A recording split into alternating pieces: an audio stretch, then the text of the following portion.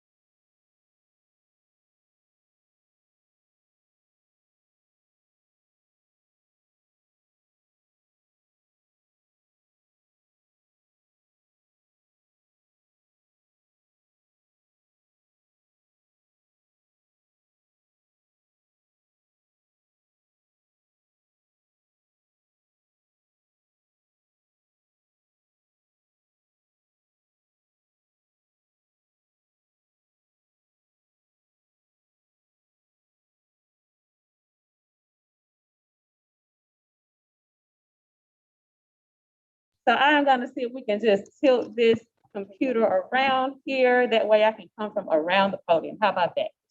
Yeah, I think that is great. All right, and we're live.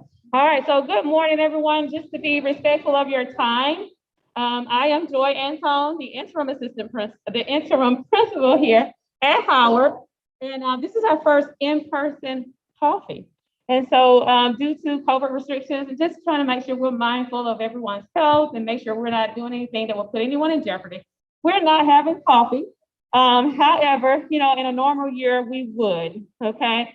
And so I do want to just take this time, to just do some introductions, okay?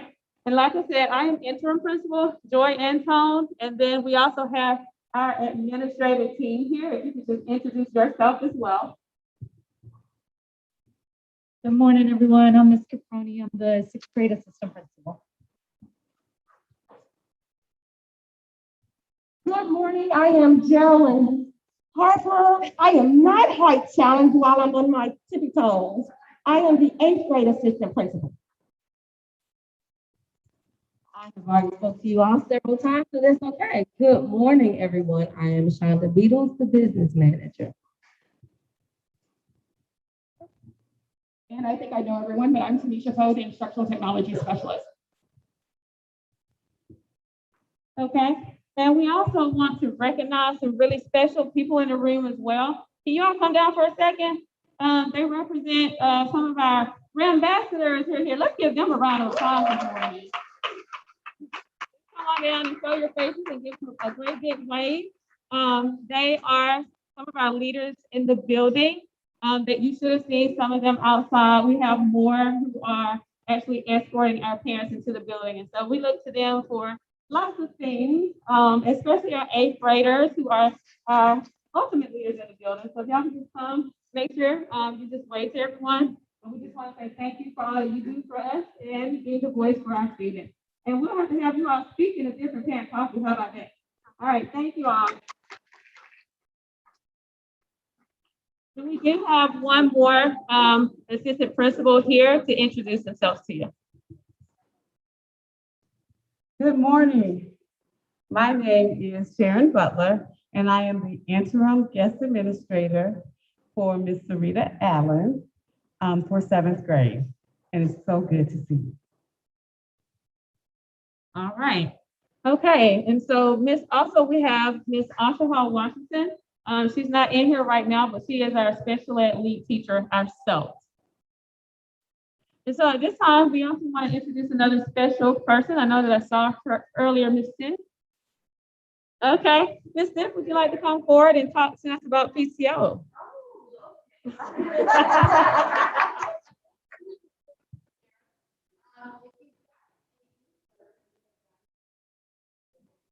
And I'm sorry, Ms. Jess, if you don't mind, just for our live stream audience, do you mind coming to the stage? Thank you. Yes, live and in color. Oh, okay. Thank you. Good morning, everyone. I'm Aisha. Said this is so strange to do with a mask on, but we're going to do it with a mask on. I am in charge of the newsletter. I'm the VP of Communications this year. So hopefully that's been going well for everybody. Susanna Roberts is our president. She is out of town today. And you can see our mission here. I think we've been doing a good job. We'll hear from the audience.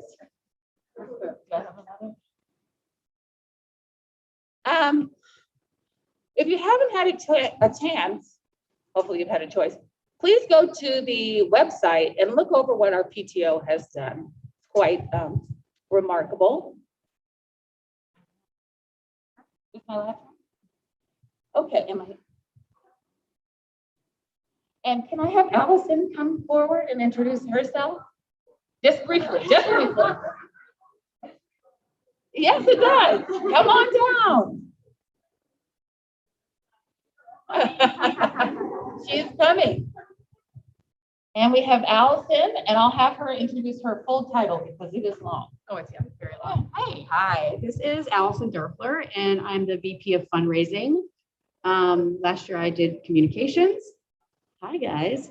So before you leave, if you haven't joined or rejoined the PTO, we would love it if you did. I have a QR code, makes it super easy. You can scan and go and support us. And we've got lots of fun events, Christmas tree sales. We've got some coffee. We have fun new stuff coming up in the next couple of months. So if you're not a member, become a member. And if you're on live stream or if you're out there, please pay your PTO dues. It is really important. Thank you. Thank you. Thank you both.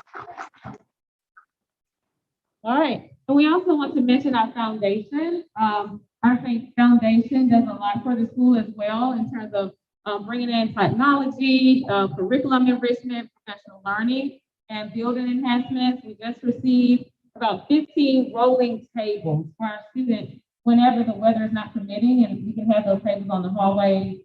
When students have to eat on the grade level hallway, they purchase amplifiers for teachers so that their voices can be amplified during class with having to wear a mask and teach at the same time. So those are some of the types of things that they do for our school. And so just want to make sure we recognize our foundation as well.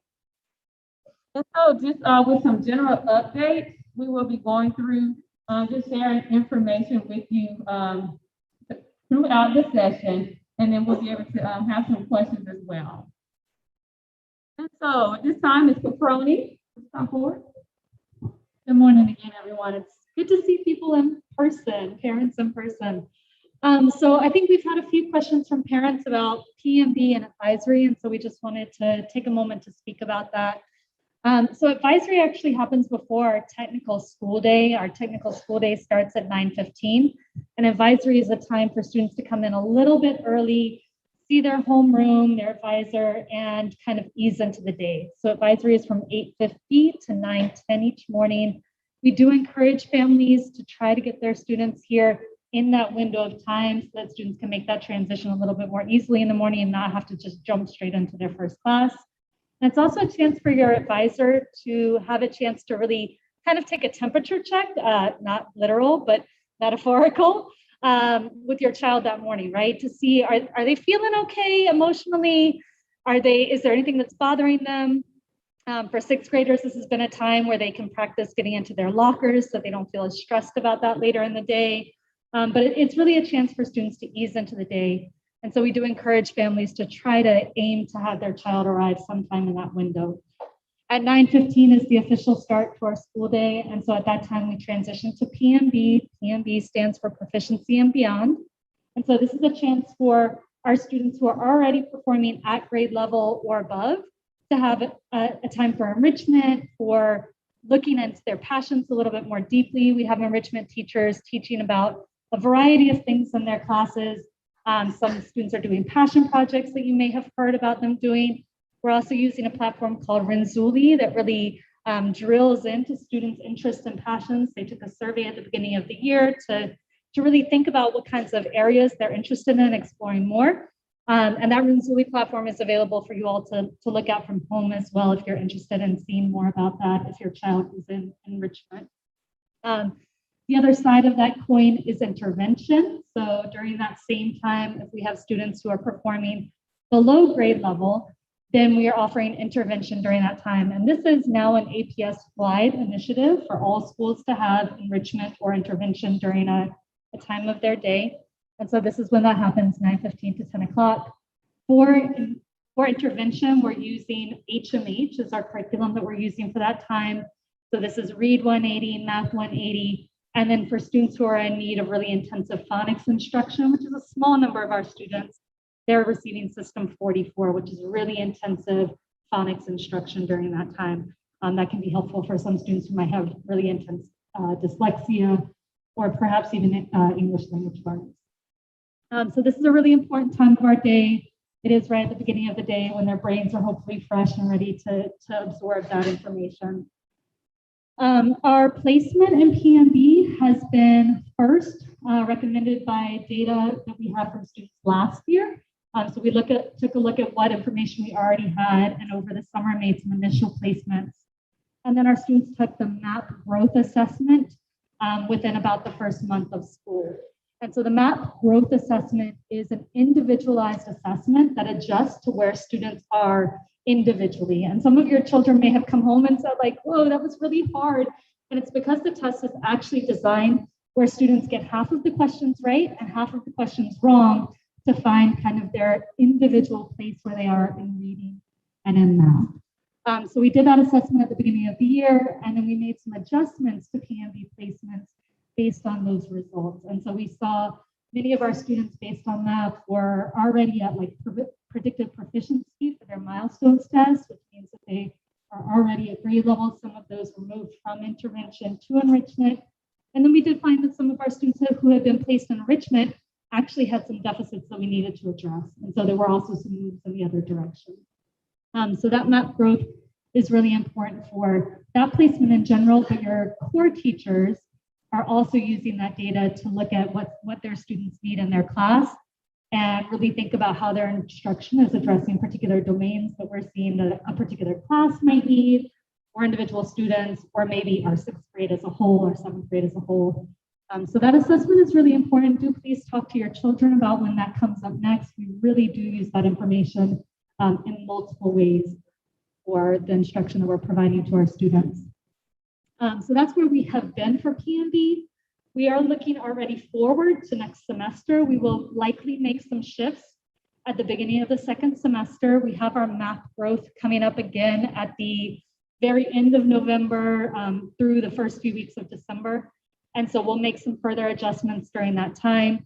And we recognize that our enrichment time, we really want to find a way to make that even more challenging for our students who are performing above grade level. So we are brainstorming ideas about that. We'll be working with our enrichment teachers to really figure out how to make that even more rigorous, even more challenging for our students who are ready for that material.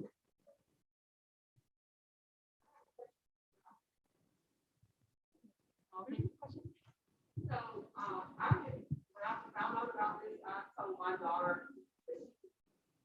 her homework during that time. Is that appropriate or not? Because the extension of the school day, especially with her taking the bus, we live pretty close, makes for a really long day. So to have 45 minutes and then she can be up pretty late doing homework, I'm like, hey, she can do her homework for this time. So I would say that the purpose of that time is not really a study hall, but there may be some enrichment teachers who are allowing some flexibility with that. But the direction from the district is really enrichment rather than study hall. Do you want to build on that at all? Sure. And as we are planning for 2nd semester, and so we're listening to you. We're definitely trying to plan some things for particularly our enrichment or extension, to where we have them, where we're challenging them. And perhaps maybe we can talk about building in some time, but right now it is in the morning. And I understand that sometimes, by the morning, you may not know what homework you have at that time, but we are in the planning phases for 2nd semester right now. We're still doing Renzulli. The district actually purchased that for schools to use. It's that personalized platform for each of the students, but we do have some time outside of that we are going to be looking at as well. Yeah, and I think there may have been a question about whether there's any option to shift that time until later in the day, as Ms. Anton may have been hinting at. And so at this time, we are not looking at adjusting the schedule as a whole for the school day, but that may be something that we're able to look at for next school year.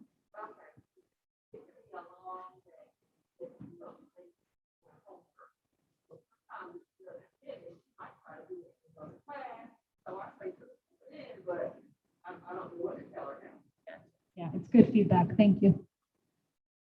You mentioned math, and I see you're getting excited.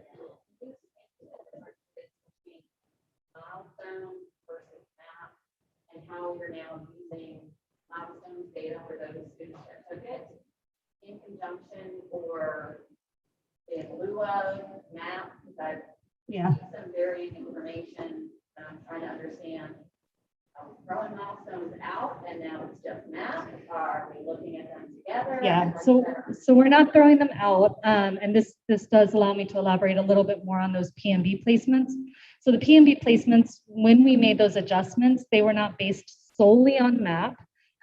We did look at a combination of how students do on the MAP, how they've been doing in their intervention or enrichment block as a whole, what their grades were in class. And we both took recommendations from the intervention or enrichment teacher, but also in circumstances where a student might have been kind of on the borderline, we also consulted their core teacher and said, do you feel like this is a child who really needs an intervention in reading or math, or are we good to keep them in enrichment? So we are using multiple data points to make decisions. Last year was crazy, right? Like we can all acknowledge that. So we're not placing a heavy load on last year's milestone scores. In fact, I think it's my understanding that many students didn't even take it. And so for decisions that we've made up till this point this year, milestones is a data point, but not one that we're weighing incredibly heavily because of how strange the last year and a half has been. We are taking milestones this year. We are expected to have more than 95% of our students participating in it. So that is something that is coming back as a serious assessment that students take towards the end of the year. And the difference between milestones and MAP is that milestones is really assessing proficiency on grade level standards, whereas MAP assesses where a student is individually. So the MAP may let us know that a student is performing at a 3rd grade level, whereas the milestones would let us know they're not proficient. Does that help to clarify a little bit?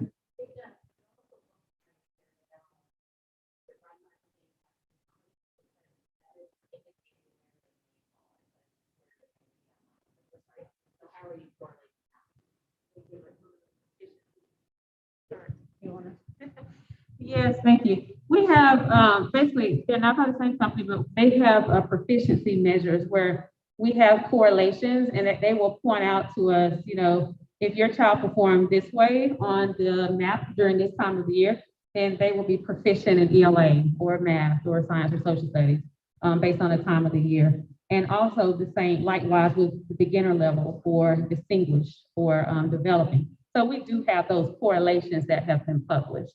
And then, Ms. Capone, you want to finish up? And what we'll do so we can make sure we get through everything is we'll just hold the rest of the questions to the end, and then we'll be able to capture those as well. Thank you. So for testing, we do have district benchmark assessments coming up. We have determined this morning that those will be the 2nd and 3rd week of November, right before we leave for our Thanksgiving break.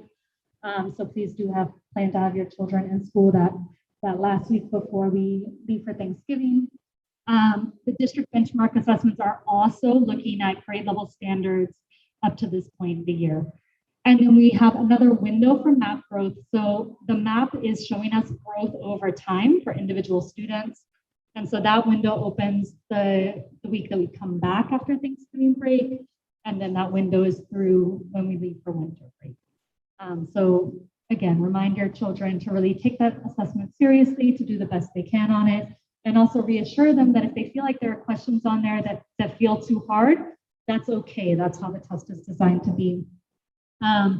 We are having final projects that last week before students leave for winter break and summer break. And so please make sure that your children are here. That is going to be part of their grade for the semester. And then for our 8th grade students, we have PSAT coming up. We'll do a practice run on the 14th, and then the official PSAT is on the 15th. And our school has been selected for the NAEP assessment. This is an assessment that is done for our nation's report card to see how students are doing across the country. Our school has been selected for that. It's just 8th graders, and it's for reading and math. And the date that they've given us, I think this may be tentative still, is January 20th. Thank you, Ms. Capone. And as you can see, as Dr. Harper comes up, that's a lot of testing, right? And so as a school, we just decided that we will not be doing finals that last week because they're going to go through district benchmarks. They're going to go through MAP testing. And so that would just be overkill to do finals that last week. And so we will be doing things in class, you know, that have to be graded, but they won't be tested like that. And our 8th graders have to do the PSAT that last of December. So just want to throw that out there as well. Dr. Harper? All right, good morning again. So I'm going to talk to you a little bit about how you request a parent conference. So our first school-wide parent conference day is going to be on November 2nd. That is actually a PL day for us. So it will be during the day from 10:30 to 11:30. And we will sign up for that on My Conference Time. Some of you all may remember at Inman, we started the My Conference Time website for you to be able to sign up and select the teacher that you would like to engage in a conference with. So we will continue in that format. Again, it will be from 10:30 to 11:30. We always send that link out to parents via Remind We also posted on the website about 1 week before the conference day. After the November 2nd day, our school-wide conference days will be about every other week, so about twice a month. And it will be on Tuesdays, as it was in the past, from about 4:30. No, is that right? No. From about 4:30 to 5:15.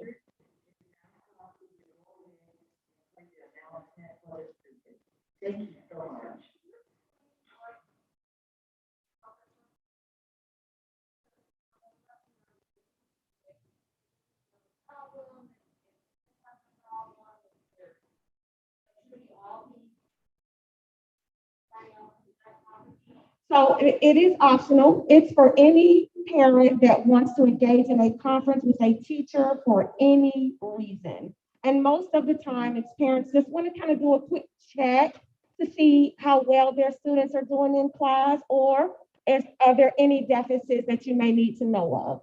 You should be receiving calls from parents if there are deficits either way. Also, if you needed to have a conference with a parent that is not during this time, you always have that right. You just email the teacher to request a conference. You should get a confirmation within a 48-hour period.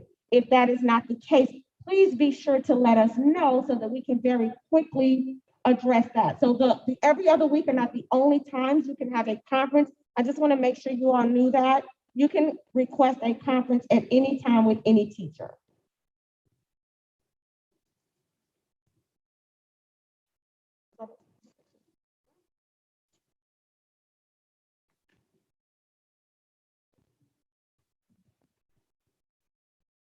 I get the fun one.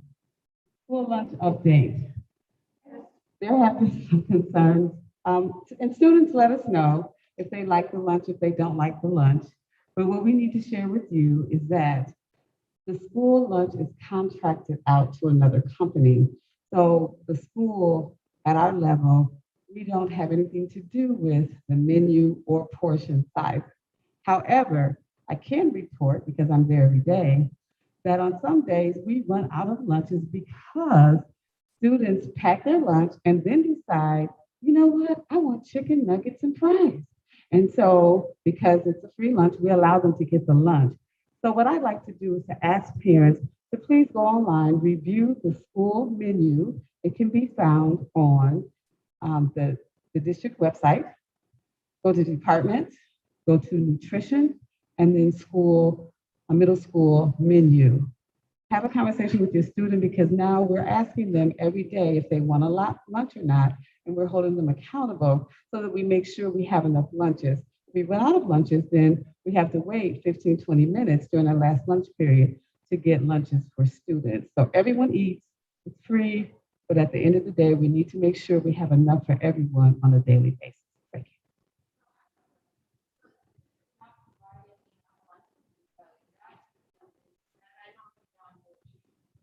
But that isn't what I said. What I said is, because we don't have an accurate count, because students who pack a lunch, when they get to the cafeteria, they will have their lunch bag in tow, but they will also come to the front and say, can I get a lunch? And we don't deny them. Well, they can have both, but in the morning, when the teacher asks how many people would like a school lunch, they need to raise their hand to get a school lunch. Right. So students eat. We just have to make sure that we have enough. Okay. So am I clear? Okay, thank you. Thank you. And the cafeteria always have enough lunches. They just want to make sure that they're not throwing away a large amount of lunches either. But they do have the lunch. So I just want to make sure that's clear. All right. And so just wanted to talk about school safety. One of the things that, with things that are going on right now, I know we had the incident right here up at Howell not too long ago. And so we always have to think about, our surroundings, where we are at all times and what's going on. And so this is something that has definitely been top on our list this year. And so you want to talk about the metal detector first? Okay. Good morning again. So it is my duty, my job to keep all of our kids safe. every single day. So you can imagine it's a little difficult task to make sure that 1,200 students and 120 staff are safe every day. So the other day when we had incident outside, Dr. Harper and I were coming back from CLL and saw the police cars. It was it wasn't reported to us. I just saw them. And so at that time, I went into action to lock the school down. And it's a soft lockdown because it's not happening in the building, but it's happening outside the building. And I wanted to make sure that, the kids don't go out there, they don't see what's going on out there. I did not know what was going on out there, and I wasn't going out there to find out. My primary job is to make sure that the kids are safe. So that day, we had to exit a different way because the police had that entire street blocked off. So the way we normally leave had to change in an instant. And sometimes I just need for parents to understand when it's the safety of your child, I have to do what I have to do to keep your kids safe. At no point in time did our kids even go over there to know what was going on. So please be a little understanding if you get something from your kid and they say we're on a lockdown, to at least call the school and ask, because there are certain things I can't tell the kids. And it's not fair to the parents to not know, but I can't tell a kid, there's a shooting over there. I can't tell kids, I don't want to alarm kids, and it's not right for kids. I try to keep kids in kids' places. So the metal detectors.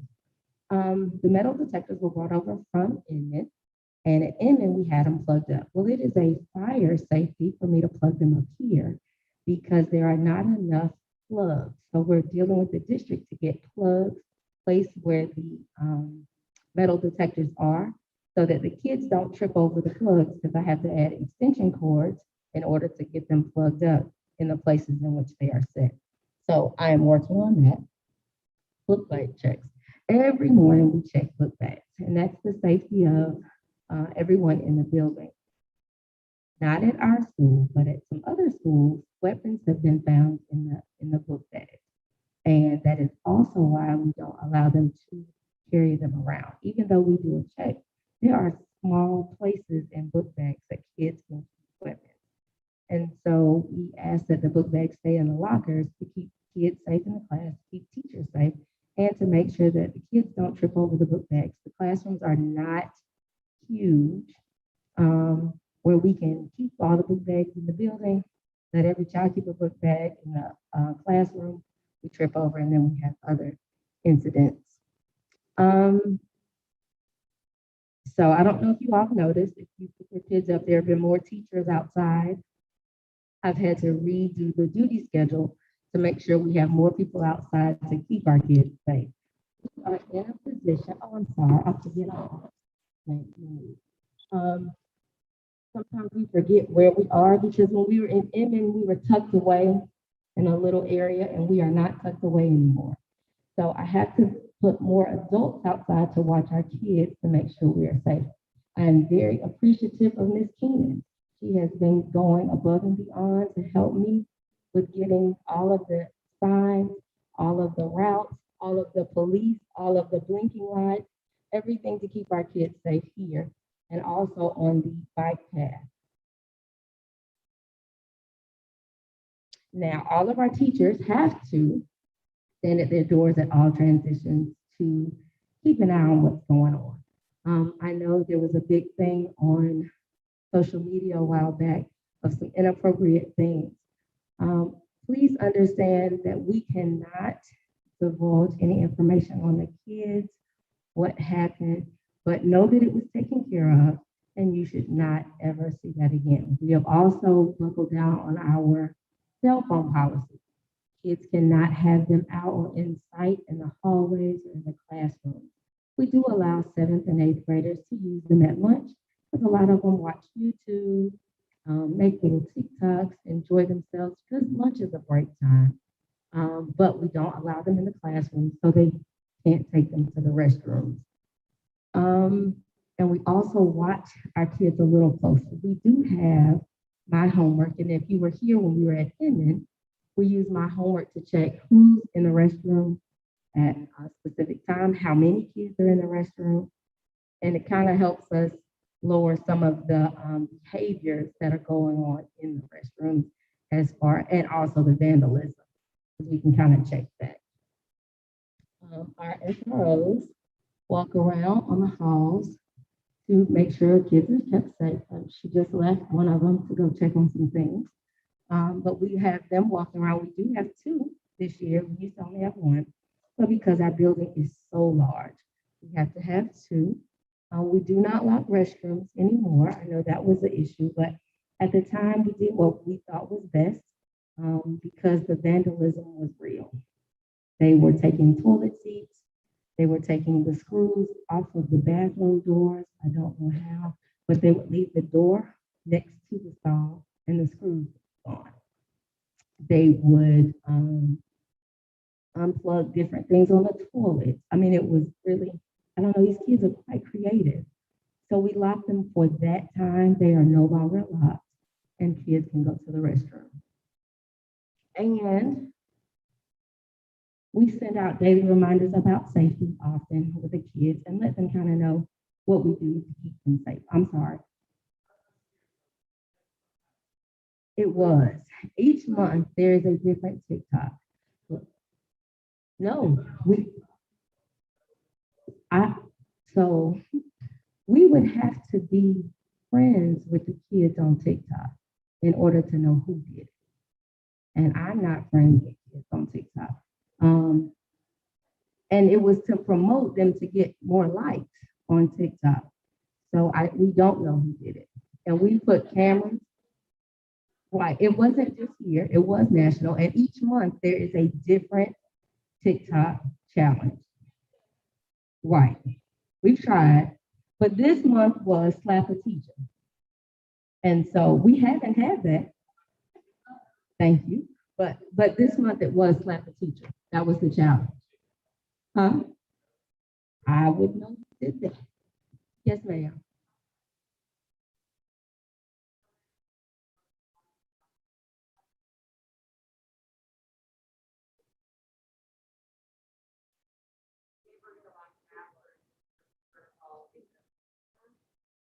We try to communicate it as soon as we have to make a decision. And I know a lot of people, we have to make sure everybody's on Remind, and everybody gets make sure everybody's emails are correct on Infinite Campus. Because once we get things taken care of, we do send emails out to parents and let them know what's going on. But you have to remember too, things happen on a whim here, and we have to adjust at that time.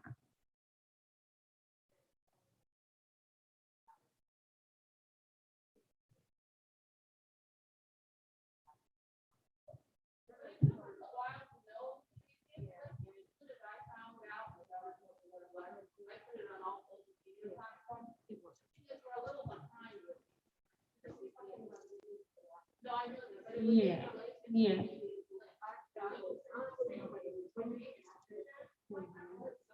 Yeah.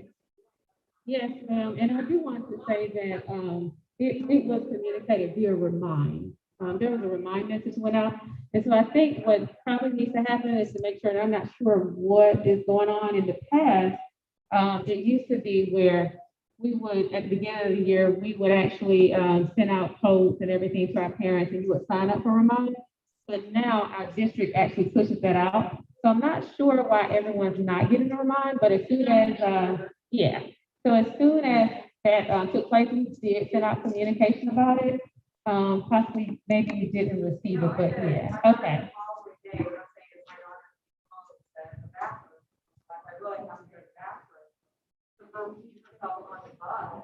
And I got reminded of I see, yeah.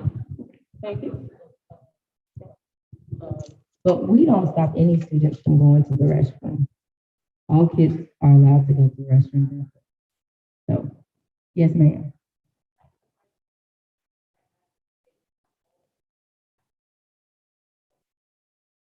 I would like to more so hear about long-term strategy. Really, there are challenges and issues going on with kids today that I didn't have when I was growing up, such as social media.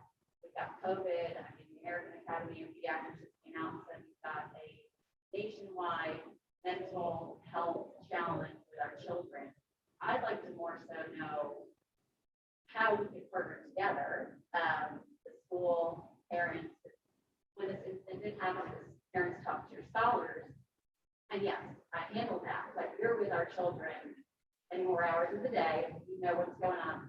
What is going to be happening from a social, emotional learning with these kids from here on out? What's the plan? I'd love to hear more about that. Yeah. Thank you, ma'am. And so we actually have it embedded in our presentation, but when things like that happen, we try to be proactive and make sure we're including those things in our weekly talks with the kids. Part of our SEL lessons that we do weekly, we always do check-ins with the students just to take the climate to see how they're doing, how they're feeling, you know, especially with things going on around them, whether it's at school, at home, or whatever the case. But also we try to incorporate those things that we're seeing that are impacting the school. For example, we talked about being a good digital citizen. Now, what does it mean to be a good digital citizen?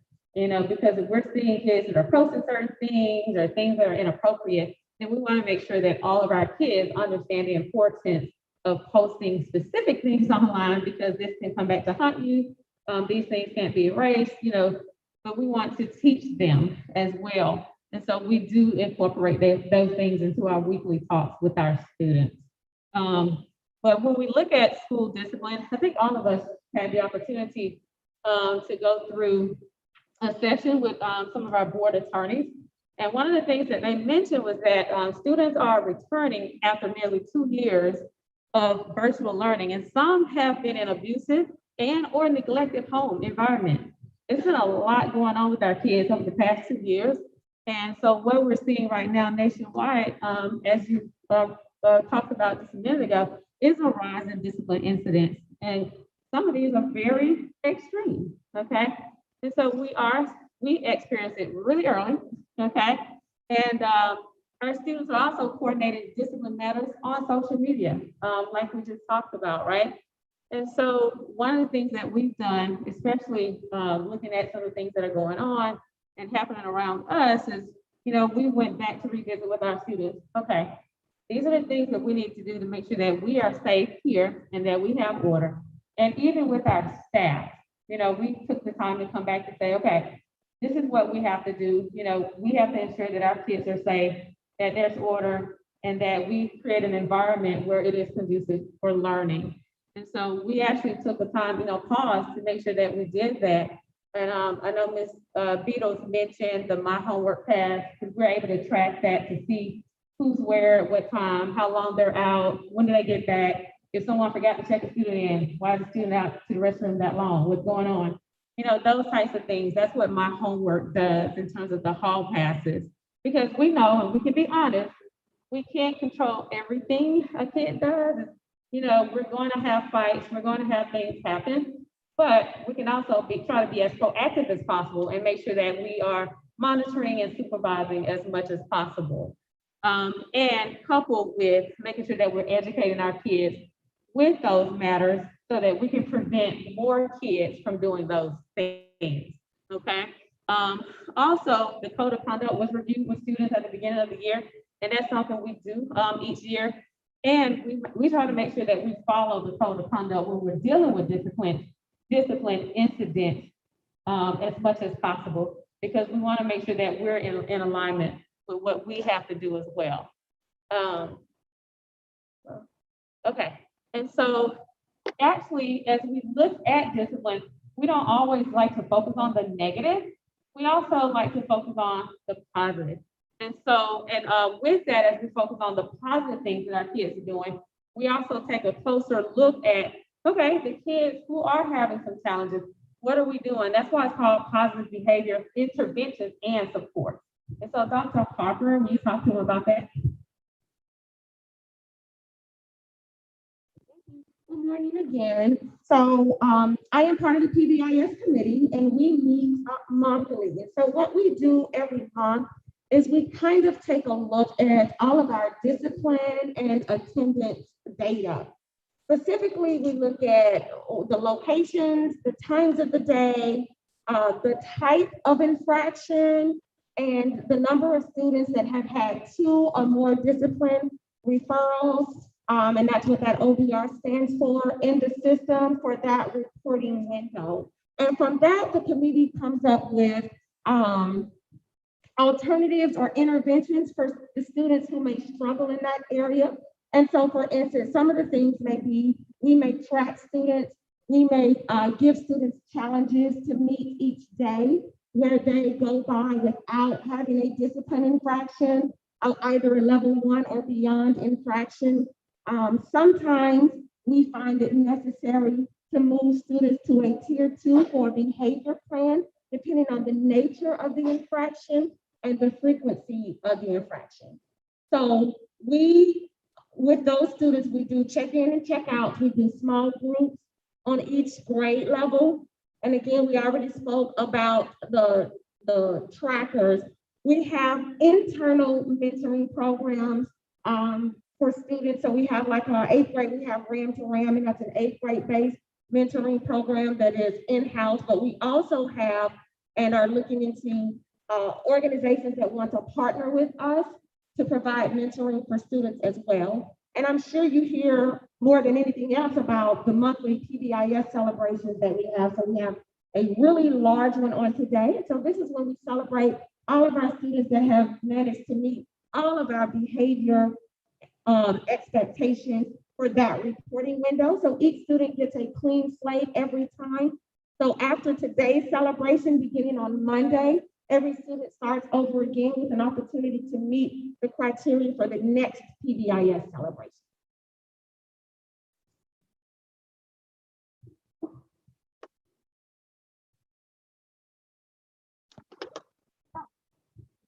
I'm sorry.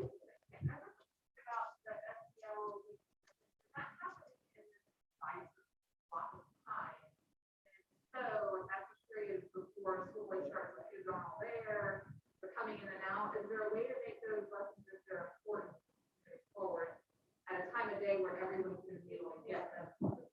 So the actual SEL circles and check-in, check-outs and second step curriculum is delivered on Wednesday. However, SEL is a program that is expected to be embedded in the entire school day.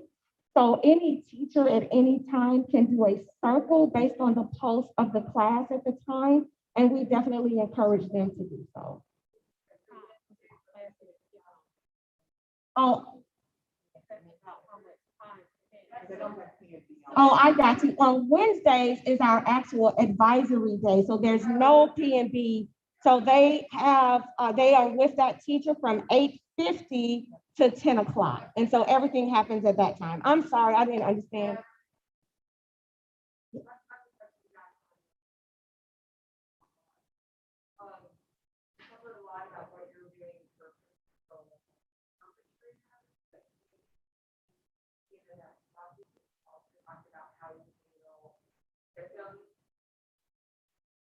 Absolutely. Absolutely. Thank you. Yes, ma'am.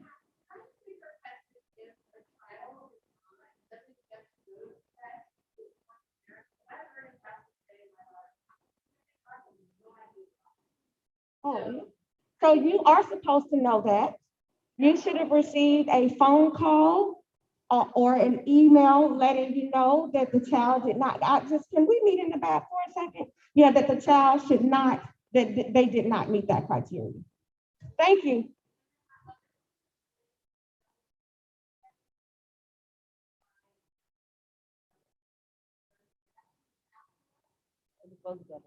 It is. Yes, you all will get that report. It was supposed to go out today, but we are trying to get them all out at the same time. So we'll look at probably Monday.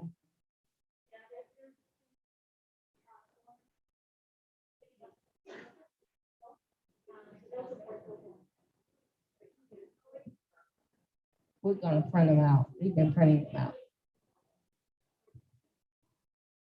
So clubs and organizations, first of all, if you all have not been to one of our football, softball, ultimate frisbee, cross country, tennis, it's one more, I can't think.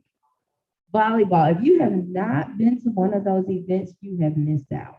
We have one of the top teams in all of those sports this season. And today we're going to recognize them at our Pbis celebration. But students can join clubs all throughout the year. Even if you didn't join in the beginning, you can join anytime. And the clubs are listed on our website under Student Life, and it'll tell you the sponsor, and it'll even give you a form to fill out if the kids want to join any of those clubs. And we do wish that they do. It gets them involved in school in other ways besides just academics. So if you all have any questions about the sports, you can talk to Mr. Abernathy. He is lead, and Mr. Mayberry is lead over clubs. Yes, ma'am.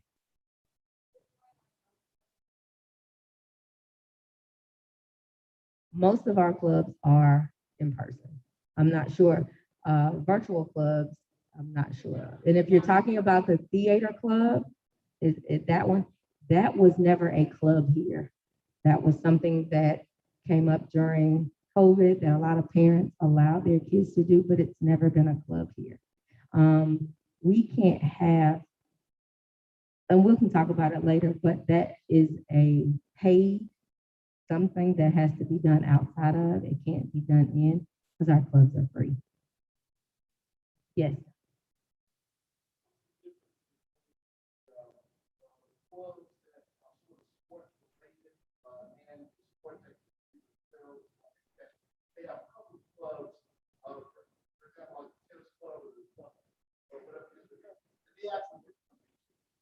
And so is there a distinction or difference between the club and the sport?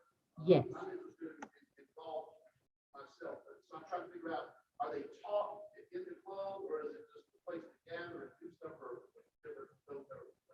Sure. So there are sports that are that come from the district: football, basketball, softball, and track. Those are by the district. And so they have people here that actually compete through the whole night.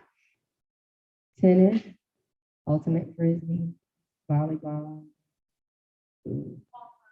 ball soccer. Those are actually clubs that parents suggested many years ago, and that have been going on all this time. Now you can start a golf club. It's a process to it. If you like to start a golf club, but they do compete. The volleyball competes with other schools.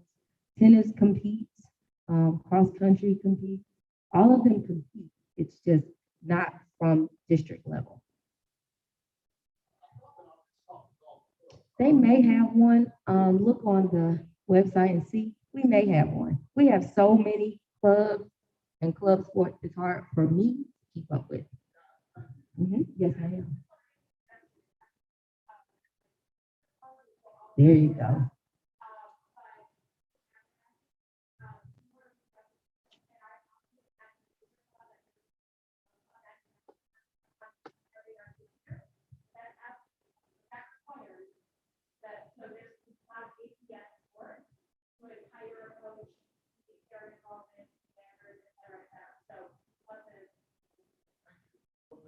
Thank you. So surveillance testing. We do surveillance testing for teachers every Tuesday and every Friday. Every teacher is tested every week, twice a week.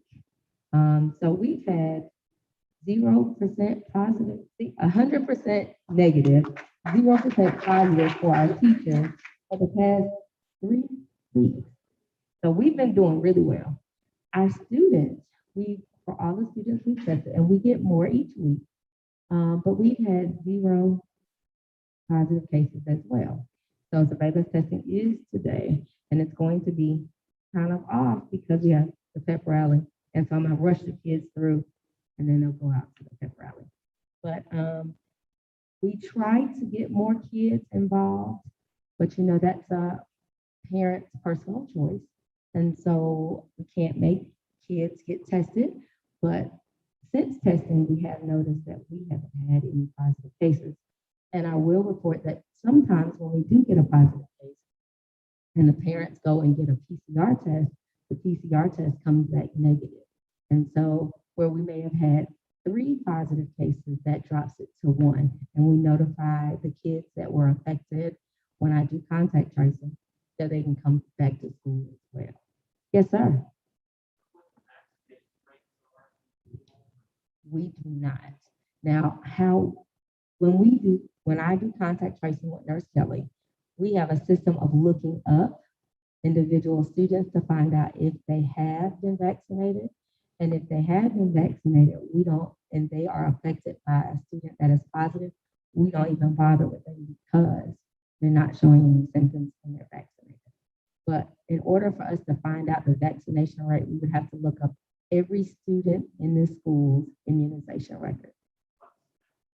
We do not know. Again, that's personal choice. We have no idea of knowing. But if teachers come into contact with a student that is positive, we find out that way. Yes, ma'am.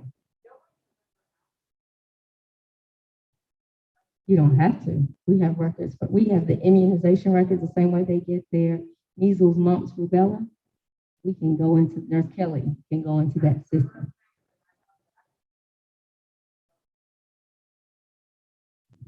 That's what I'm saying. It's a booster like your mumps, rubella, measles.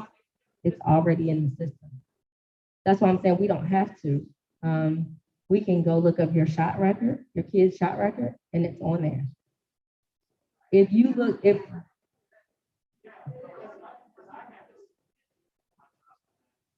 that's if whoever you got the records with didn't, it's all uploaded. Okay, so this is what we do. We go in, we look them up, and it says Shonda Beatles. It says first shot, and it gives a date. It says second shot, and it gives the date for the vaccination for COVID. Well, not on your immunization, it doesn't give you a lot number, but it does tell us what shot it is.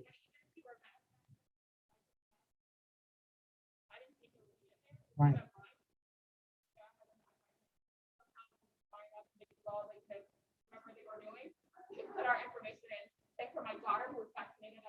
Right.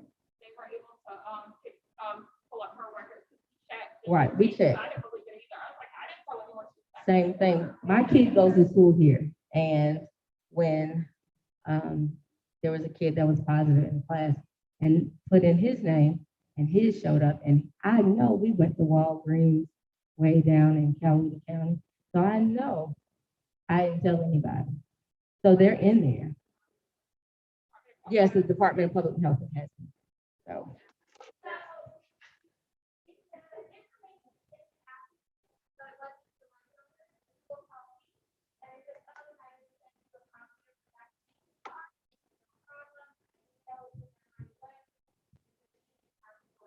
Right. So we call if there is something like if when Penelope was affected by somebody and it doesn't show, we call and say, hey mom, is right. But if you're not exposed, it would take us forever to call 1,200 parents a day just to find out if you're vaccinated. So we don't bother you unless it's immediate. Yes, ma'am. We don't call you.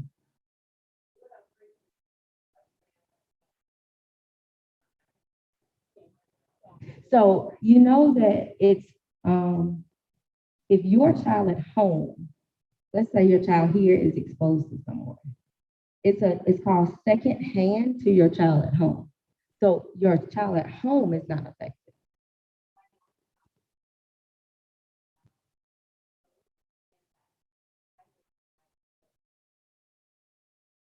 Sure, I sure can.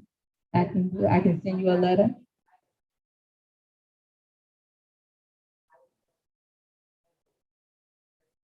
Sure, I can always send you a letter. As soon as, but I will tell you that your child at home would not be affected. And that's just by the regulations that we go by. But I definitely can. I can definitely send you one. Sure.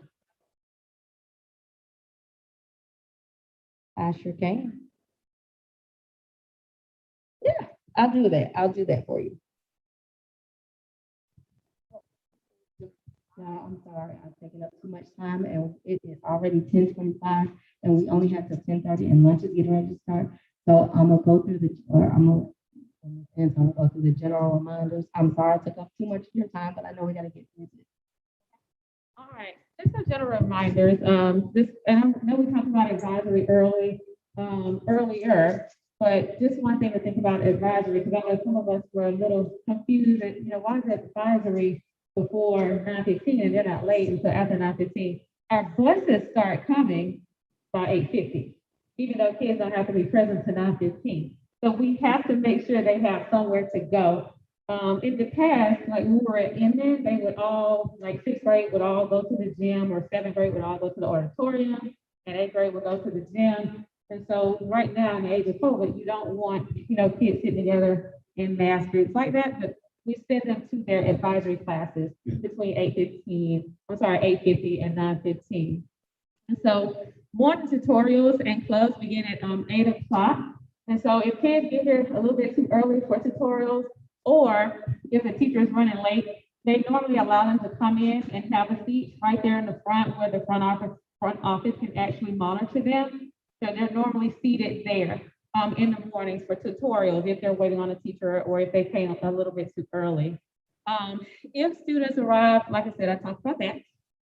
Students who do not ride the bus, they do need to be picked up by 4:30, no later than 4:45. As a reminder, the teachers, they in at 4:25. And sometimes we have students still here at 5:30, 6 o'clock, waiting on car rides, okay? And so it is really important to make sure that those rides are here by 4:30, no later than 4:45. Also, just really quickly, in terms of a transportation update, this week is Bus Driver Appreciation Day and Bus Safety Week. And so we do want to make sure that we let our bus drivers know we appreciate them. It's been a tough year for bus drivers. And we have gone, not just us, just nationwide, gone through so many bus drivers. They're getting sick. You have kids getting onto the bus without masks on. They're getting COVID, and just a shortage of bus drivers that cause a multitude of problems for us and create delays. And so although we have these issues, I have to say that transportation has improved tremendously because we were averaging being here until 6 o'clock every day, 6:30 p.m. And that's really late for a kid to be here when school was out at 4:15. And so, and we're here, we do have kids that we have to go pick up too. And so, those are just things to think about. So it's an issue for everybody. And so, but it has improved a lot. There's still a shortage of bus drivers. We have bus drivers who come back and they do 2 loads or 3 after they've done their load. And so as soon as we know that there is a delay, we try to let you know as soon as possible. Normally what happens is we still have a bus here at 4:45. We're on the phone calling to get an ETA to say, hey, is someone coming back? We want to make sure that you didn't forget about us. But we try to make sure that we know that how much time we have before that bus arrives, and then try to get that message out. And then we do get AM delays sometimes, and we try to put that information out there as well. And bus changes. Your child's bus may have a different number on it when it arrives, okay? And I think some people think the school actually schedules the buses, but we don't play a part in that with the scheduling of bus arrival or anything. We have to rely solely on the transportation department. And I think it's just the communication part is key. And I know that transportation has been working really hard to solve the issues that we're having. But like I said, we're doing a whole lot better in that area. In terms of student leadership, Dr. Harper, you want to talk about that really quick? I know our time is just about up. Let me just put in a quick little plug. If you know anyone that is interested in being a bus driver for Atlanta, they are giving a $1,000 bonus right now. So please let us know so that we can help the district with this problem. Okay, very quickly, our ambassadors are our student leaders. Each grade level has a set of ambassadors. There really is no criteria for it, so they don't have to meet any certain criteria. They just have to apply for the position, and then they are actually interviewed for the position. So we do have them in all grades. What they do is they help to govern the decisions that are made about the grade level. Some of them are logistical decisions. A lot of them are celebratory decisions. What we will do for PBIS, they bring the concerns of the student body to the administrative team, and then they help us to brainstorm action plans to address a number of those concerns. So they are off to a great start. If there are any eighth grade parents here, you know that we shifted to one directional hallways sometime in September because of congestion. They came up with a plan for two directional hallways and were very instrumental in getting that information out with the expectations to the student body. And so they had us actually change. They were very instrumental in us changing to two directional hallways. So that just kind of gives you an idea of how well our ambassadors work as our student leaders. Let's see what else we have here. And just want to make sure that you know that we are recognizing our students as well. You're going to see some students being celebrated for attendance, and we don't penalize students for being out if they're in quarantine. Also, you're going to see some recognitions of Student of the Month, some academic achievements. We normally do something in January to recognize our students who are all A's, all ABs, most improved. And then shout outs. We try to give daily shout outs to our students when we see them making a difference in our PBIS monthly celebrations. And we do want to give just a big shout out to our fall sports because they have done a tremendous job this year. I mean, they've just been outstanding. I mean, all of them. I can't say one over the other, but this is really great for our students. And we do want to celebrate them. And we'll be celebrating them today in our pep rally this afternoon. That's outside. And so just a little bit about the principals. Here you go, Ms. Vito. And we're closing.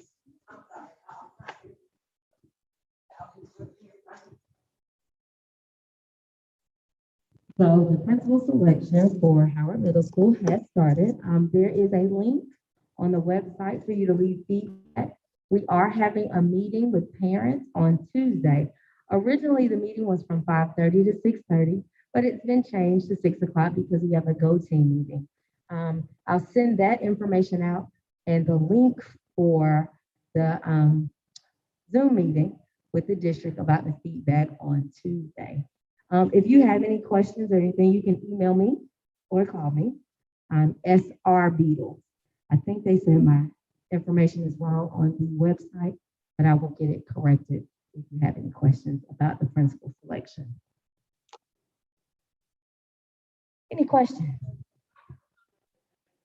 Yes, ma'am.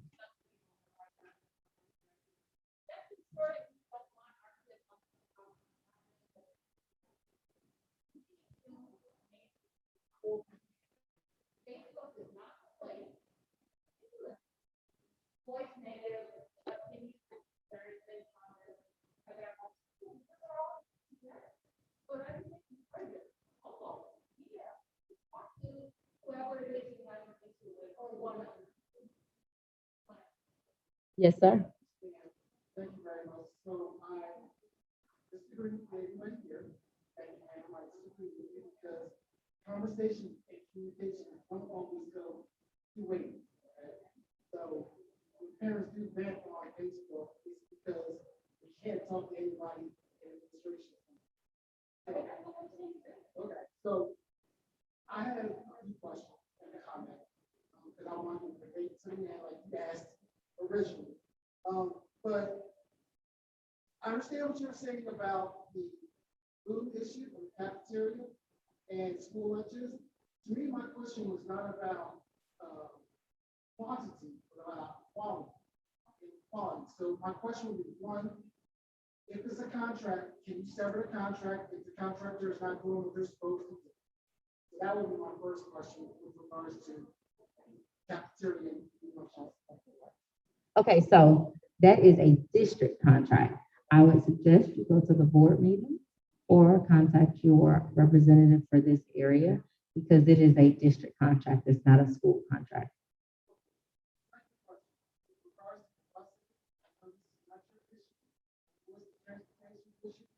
Bus number 692, notoriously late. And you state that you are here till 6 o'clock. That's a problem. And it's a problem because my son is always on this one bus that is always late every day. And planning things after that is always a problem. So I have been calling, I'm the one that calls transportation at exactly 4:45. They know my name, they know my voice, and they know what I'm gonna ask.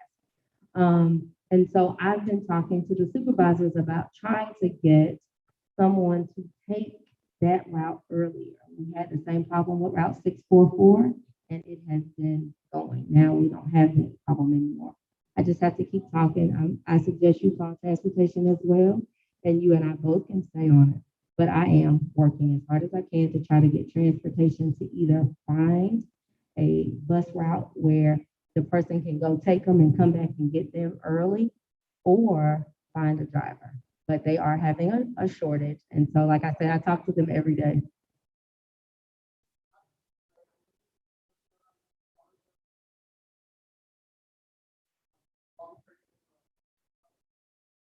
I'm contacting, I've sent emails, I've done all this type of stuff. 692, I'm tracking for 90% late. I agree. And that's what I told them when I talked to them earlier this week. I said, this is ridiculous that 692 has this problem every single day. Like I said, I'm fighting for your kids. I just need you all to help me fight with them. And y'all, please appreciate our teachers. I know this has been a hard year. So many things have happened, and we do realize that the seventh graders we have are actually still fifth graders mindset. The eighth graders are actually still sixth grader mindset. So although we're used to dealing with 6 through 8, we're actually dealing with 6 through 4. And we understand that, and so we're working just as hard. And sir, if you have a problem with something that's going on, contact any of us. Whether it's email or I'll tell you, contact me. Or contact me if you can't get in touch with them, because I can.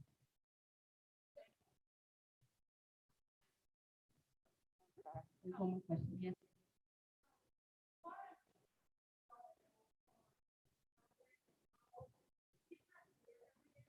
We just got somebody new. That person actually is gone, and then we hired her to actually work here. So we're gonna put her back out there. Me.